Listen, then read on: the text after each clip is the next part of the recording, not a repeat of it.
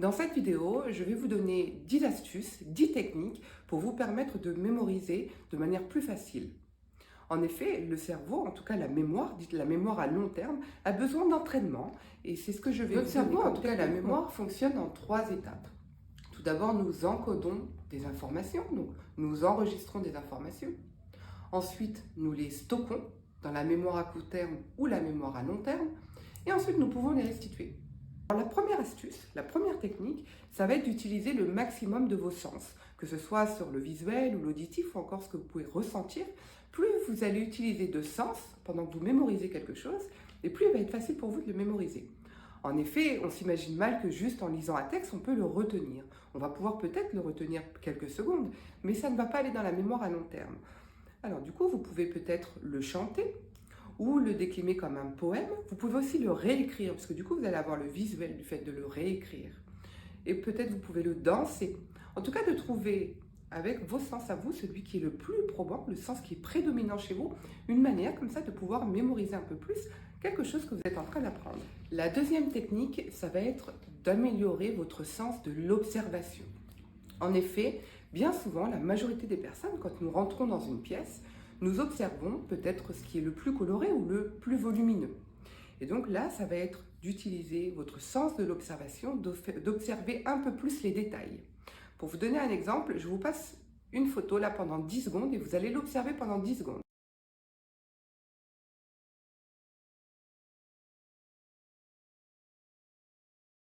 Je vous demande si vous avez pu observer le lampadaire qui avait au-dessus de la table. Numéro 3, c'est d'éviter toute distraction. Effectivement, quand vous êtes en train d'apprendre quelque chose, de vouloir mémoriser quelque chose, les distractions qu'il peut y avoir à l'extérieur vont, au niveau de votre encodage, donner des mauvaises informations.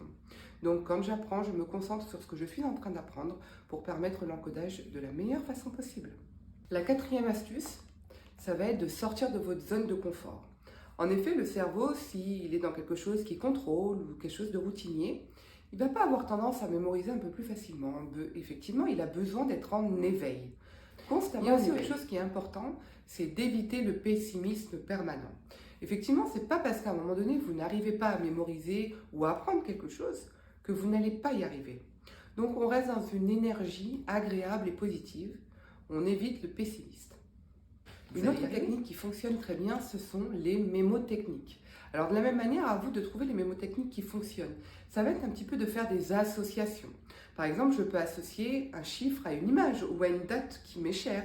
Par exemple, si je dois retenir un code avec beaucoup de chiffres, je peux dissocier les chiffres et puis en trouver des significations. Par exemple, le 7 serait mon chiffre que j'apprécie. Et puis le 25 serait le jour de ma naissance. Donc on associe, le mémotechnique, c'est le fait d'associer des choses, des nombres, soit des dates qui ont une importance pour nous, ou ça peut être penser aux acronymes. Cette technique va vous permettre d'enregistrer une quantité d'informations assez importante.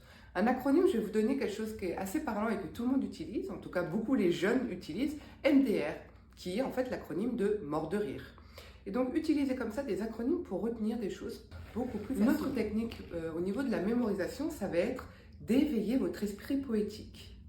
Si je vous chante 1, 2, 3, nous irons au bois, vous connaissez la suite. Il y a également la technique des acrostiches. Si je vous dis mais où est donc Ornicard, vous savez de suite qu'on parle des conjonctions de coordination. Donc quand vous avez une information qui peut être minimale à retenir mais assez difficile, c'est une bonne technique de mémorisation et de s'exprimer à haute voix pour activer la mémorisation.